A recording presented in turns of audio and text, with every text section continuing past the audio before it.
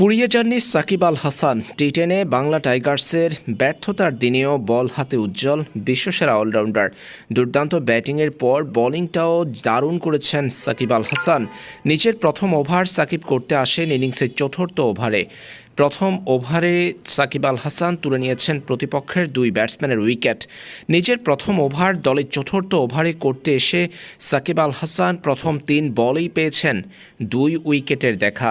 প্রথম 3 ডেলিভারিতে প্রতিপক্ষের দুই বিধ্বংসী ব্যাটারকে আউট করে ম্যাচে নিজেদের নিয়ন্ত্রণ নিয়েছিলেন সাকিব। তবে দল জিতাতে পারেননি বিশ্বসেরা অলরাউন্ডার। নিজের আপন আলোয় উজ্জ্বল ছিলেন সাকিব আল হাসান। প্রথম ম্যাচের পর বাংলা টাইগার্সের দ্বিতীয় ম্যাচেও বল হাতে ঝলক দেখিয়ে নিজের প্রতিভার জানান দিয়েছেন সাকিব আল হাসান। বিশ্বসেরা অলরাউন্ডার যে ফুরিয়ে যাননি এখনও সেটাই প্রমাণ বাংলা টাইগার্সের হয়ে টি10 লিগে প্রতি ম্যাচেই সাকিবের দুর্দান্ত এই বোলিং। এদিন নিউ ইয়র্ক স্ট্রাইকার্সের বিপক্ষে পরাজিত হয়েছে বাংলা টাইগার্স, তবে বল হাতে 2 উইকেট পেয়েছেন সাকিব।